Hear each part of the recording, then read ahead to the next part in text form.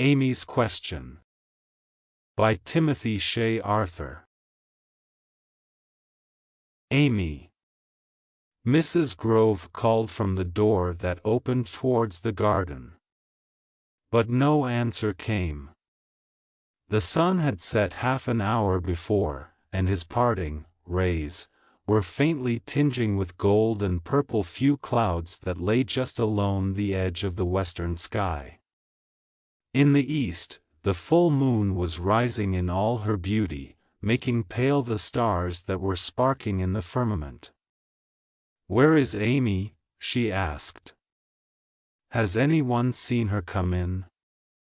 "I saw her go upstairs with her knitting in her hand half an hour ago," said Amy's brother, who was busily at work with his knife on a block of pine wood, trying to make a boat.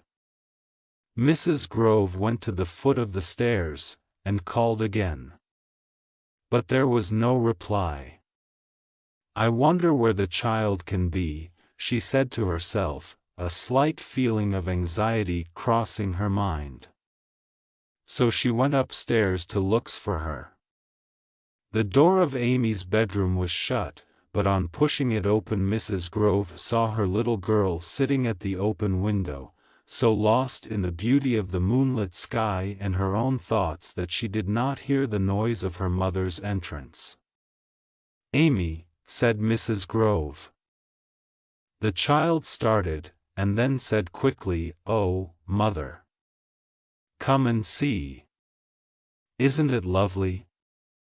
"What are you looking at, dear?" asked Mrs. Grove, as she sat down by her side, and drew an arm around her. "At the moon, and stars, and the lake away off by the hill. See what a great road of light lies across the water. Isn't it beautiful, Mother? And it makes me feel so quiet and happy. I wonder why it is. Shall I tell you the reason?" "Oh, yes, Mother, dear. What is the reason?" "God made everything that is good and beautiful." "Oh, yes, I know that.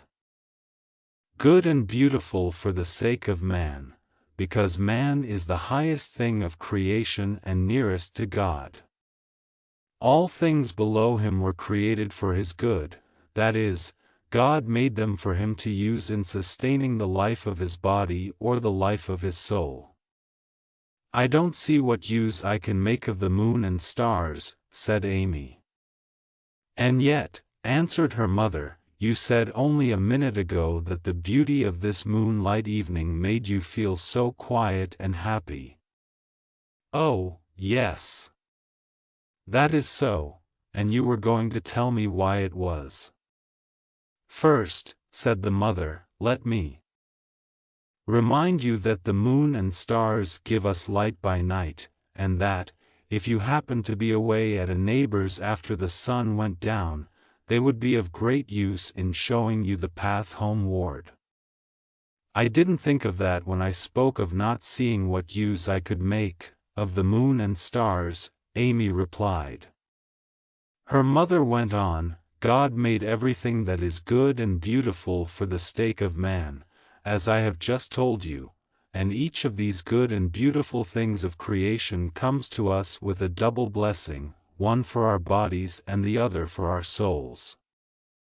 The moon and stars not only give light this evening to make dark ways plain, but their calm presence fills our souls with peace.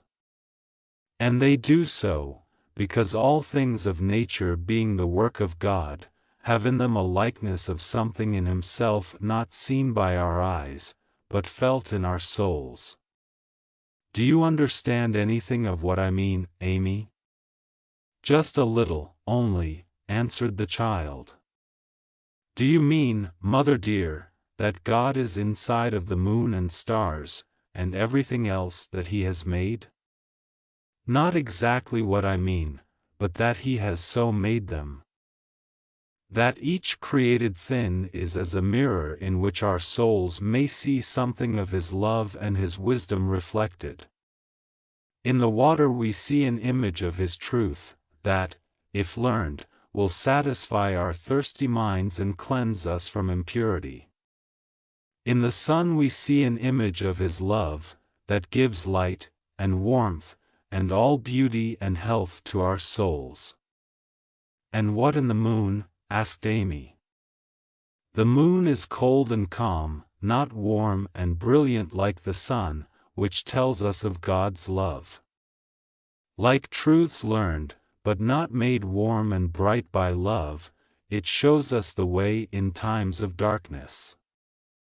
But you are too young to understand much about this.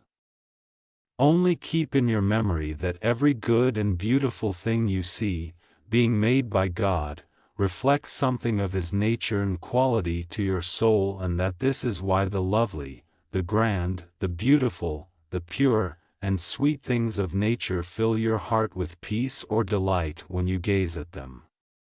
For a little while after this they sat looking out of the window, both feeling very peaceful in the presence of God and His works. Then voice was heard below, and Amy, starting up, exclaimed, "Oh! There is Father," and taking her mother's hand, went down to meet him. End. Subscribe to my channel to receive notifications of new audiobooks. If you liked the material, you can give it a thumbs up.